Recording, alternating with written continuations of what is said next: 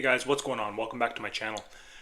Today I wanted to talk about a couple of topics. One being how we manage to live off of about 25% of our peak household earnings.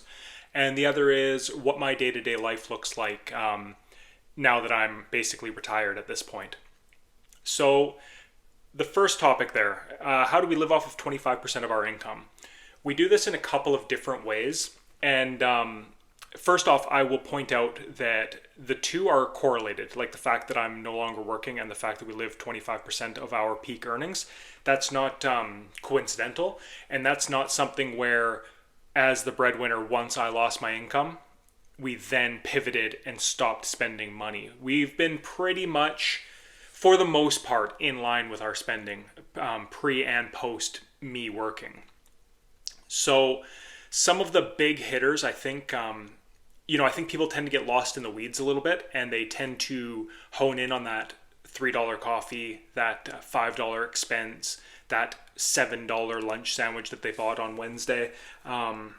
They start to get hung up on those little things, and they go, "Oh, I'm cutting back my spending, so that means I'm not going to spend anything on this stuff." And to me, that is a bit of a foolish place to start. If you are truly nickel and diming and really up against it, like you're really paycheck to paycheck and you're struggling, then sure, those things make sense. Like just go scorched earth and start from scratch. Strip everything out and just add it back as you need it. That goes for subscriptions and everything. But if you're not, if you're not quite that extreme and you're just trying to go from, say, a 5% savings rate to a 20% savings rate, if you're in that kind of where I consider probably the majority of people, you have a little bit of surplus each month, and it's just kind of a matter of what you do with those dollars. Hone in on the big expenses first. That really does go for everybody, but as I say, when you're going like, a 5% savings rate or whatever, that $5 isn't going to fix anything. That $7 here isn't going to fix anything. That coffee date with your friends. You don't focus on that stuff. Focus on your mortgage, focus on your rent payment, focus on your insurances, your cell phone plan, things where you can actually move the needle tens or hundreds of dollars a month and, thousands of dollars in a year. Start at the top, start at the largest items and then work your way down. And for us, the way that looked was, obviously if we're living off of 25% of our income, first of all, we had a healthy income. We did. I won't downplay that. Our household income, especially during our peak earning the last few years, was quite exceptionally high. We would have been in the top couple of percent of Canadians, most likely. I don't know the exact number, but we would have been up there somewhere. So that definitely is a good starting point, and having the shovel, as Dave Ramsey talks about, is definitely helpful. But with the larger shovel to use and with access to more capital each month, it's also a trap. It's very, very common that you see people driving around with, luxury SUVs, big trucks. They're paying, $120,000, $130,000 these days for trucks without blinking an eye. And they're keeping these car payments in perpetuity. They're, $1,500, $2,000 a month. I've heard of it, like, I honestly had never heard of a $2,000 car payment until like a month ago. A friend of mine, they did shorten up the length of the loan. I know people are going like 8 years now on car loans, and they had, I believe it was like a 4-year car loan, but it was over $2,000 a month. I'd never heard of that before. That is a mortgage payment that you're paying out for a vehicle that's a depreciating asset in most years that aren't, pandemic related. So that right there is like a huge temptation that a lot of people, given the shovel that we were given, would have fallen prey to. They would have bought, even our house, we bought in an all right neighborhood. We bought in one of the nicer neighborhoods in town, but we bought on the lower end of the nice neighborhood. So our mortgage is very, very doable, even now that we're only on my wife's budget. And that's by design. That was a calculated move on our part. And then same with the cars. I had a Honda Civic from the time, I was a young adult, up until, what year was that? The end of 2023, finally got a new car. And, we live up in northern Canada where we get a lot of snow, a lot of ice, a lot of, not ideal driving conditions. So especially with having 2 kids in the house now, we decided to upgrade my wife's Explorer into a Toyota Highlander, and we moved my Honda Civic into a RAV4. We've since switched vehicles now that I'm home all the time. I have the Highlander for driving the kids around, and she takes the RAV4 to work. But that was that was after probably 8 years of us driving used vehicles and getting them to where we felt like they were losing their reliability or starting to.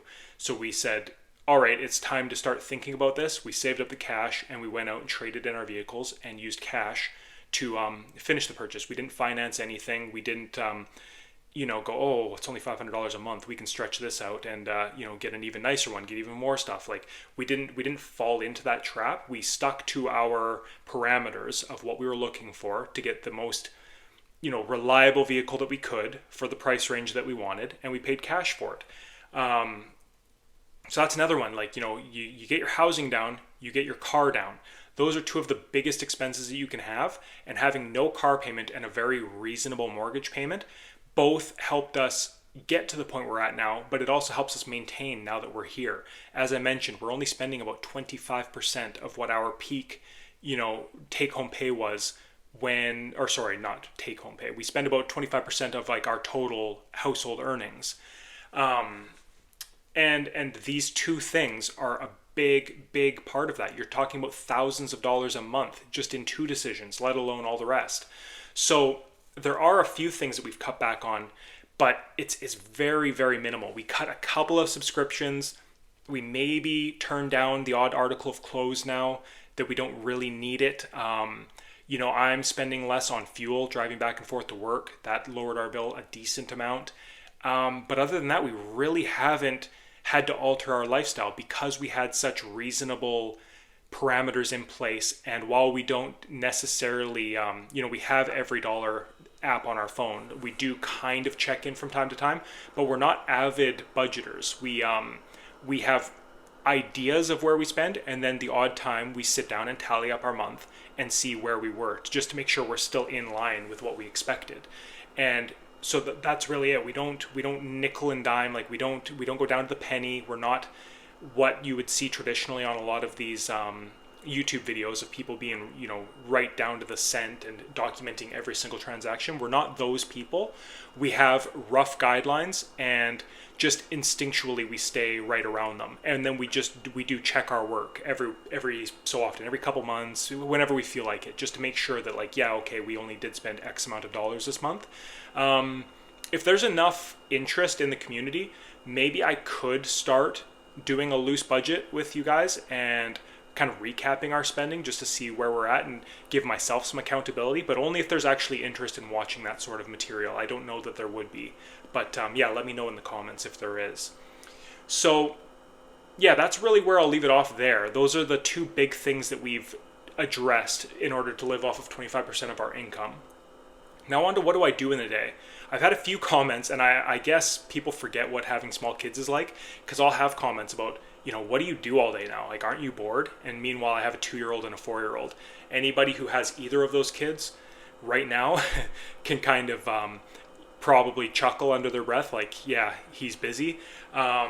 One thing I will say is my 4-year-old started half days of school, or like 3 hours a day in school, but they're on strike and they have been for quite some time. So I basically just forgot that he was even in school at this point.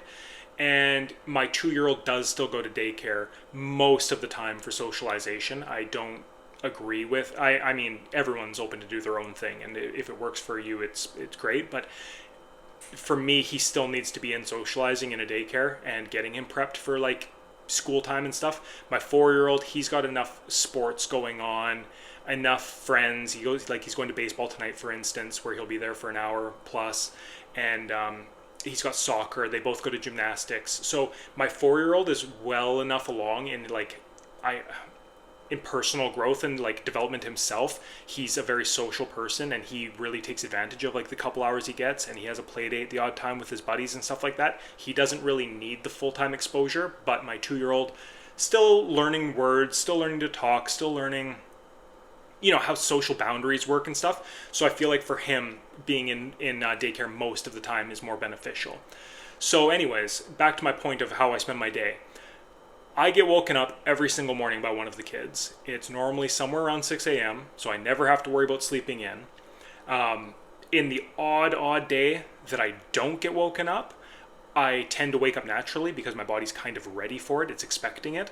So the odd day I do spring out of bed early and nobody's awake. I run another YouTube channel here that I make a small amount of money from.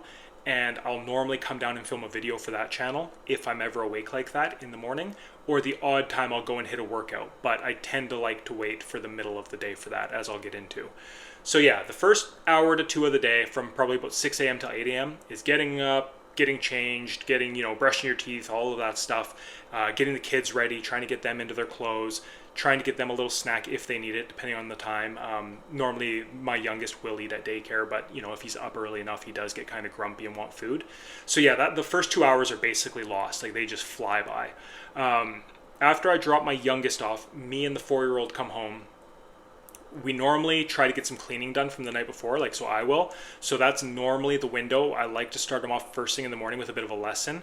So that's either a YouTube session where it's like, I don't know if any of you watch YouTube for kids, but it's like Miss Rachel and things like that, like some actual learning about talking or learning about basic math. He's starting to learn like his fundamentals of addition and subtraction and stuff like that. So we have kind of an hour in there where he's doing some sort of structured videos, or he's playing on like an app that's learning based. Like we have the Khan for Kids and Lingo Kids and stuff like that. So some different types of like tablet games for him to explore.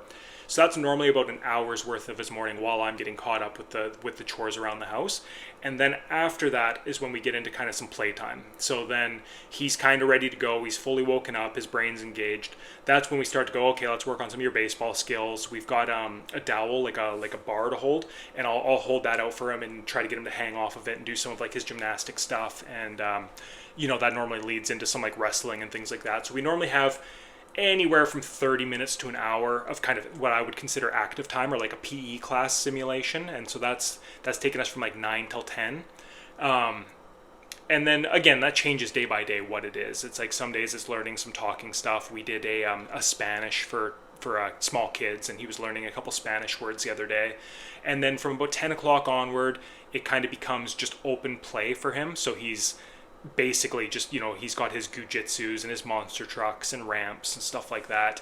And trying to encourage him to just be creative, because he comes to me and says like, I want you to play this with me, I want you to play with that with me, or I want you to put this video on, things like that. And I kind of encourage him to just not have any other stimulation, just use his imagination. And he seems to be pretty good with that.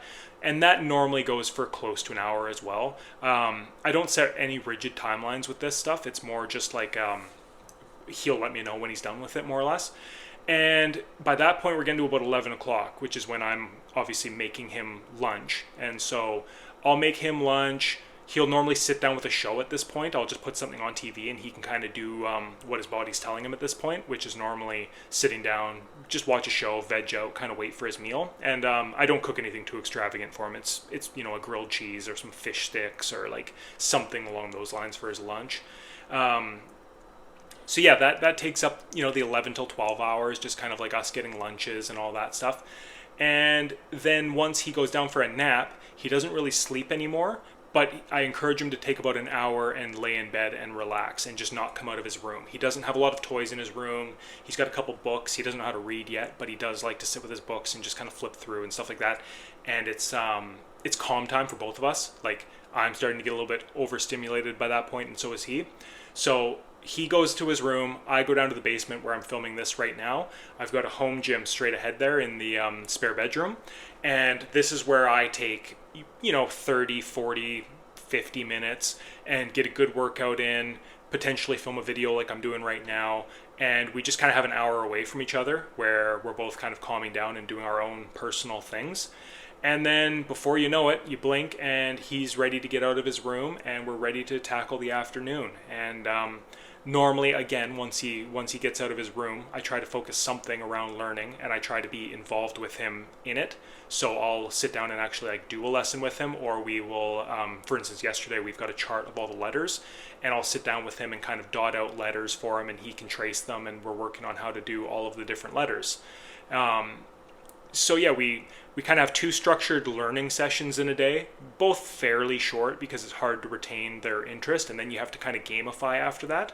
But we carry that on from afternoon until about 4 o'clock, and then it's time to go pick the baby up, the 2-year-old, and then yeah, we come home, and then again it's a whirlwind. They're both running around, they're both wrestling, they're both making each other mad and telling each other about their days and the zombies that they found upstairs and all that kind of good stuff. And they basically tire each other out for the next hour until dinner time, and then it's time to wind down. Tonight it'll be my kids' baseball from I don't know, 5:45 till 6:45. We'll get home at 7 p.m. It'll be time to wind down to bed. So really, when people say like, what do you do all day? Aren't you bored? It's like I have maybe probably an hour, if that, to myself in a day where we kind of agree to stay separate from each other. And even then I'm trying to just hammer out a workout or something like that. One thing I thought I would do more of is, specifically when I was a kid, I played a fair bit of video games, and I thought, oh, I'm going to have a lot of downtime, so, I'll have to dust off some sort of video game and get online or something. I've never played online. I've never been into Call of Duty or anything like that. I'm like a Madden or, MLB The Show kind of guy. I actually play less video games now than when I worked, because I found when I worked, I was so exhausted when I got home. It was like both kids go into daycare. I'm tired. Leave me alone. I'm going to sit and play 3 hours today. And then, the next day I'm going to go downtown to the gym and I'm going to spend 2 hours there because I'm going to go on the treadmill. Then I'm going to work out. Then I'm going to go back on the treadmill at the end, and I want to be left alone and I need to kind of like calm down. And then I'd come home and at night I would sit down, I'd come down into the basement and I'd play video games once the kids had gone to bed until bedtime. And now I don't find myself doing that hardly ever. I play a little bit here and there. I sit down for maybe 30 minutes, a couple times a week, few times a week, and then very sparingly at night after the kids go to bed. Almost always now, my wife and I are sitting down talking. She's telling me about her day at work. I'm telling her about the day with the kids. We're talking about, right now we're decluttering our house, so we're talking about items we want to get rid of and things that, storage units that we want to buy and how we plan on mapping out the house. We watch a couple TV shows together at night, but that's about the only TV I watch. And yeah, there's really not a lot of downtime in my day at all, and I'm really not filling it with the garbage that I was in the past, which has kind of been refreshing in a lot of ways, but also very surprising to me. So yeah, that's where I'll leave you off today. That's just kind of some rambling on my end. Let me know if you guys have any questions. Can you relate to what I'm saying? Or any of you out there retired, going through, like, struggling with what to do in your day? Let me know how your transition's going or how you picture your transition going. All right, let me know in the comments what you guys think. Thanks. Talk to you guys later. Bye-bye.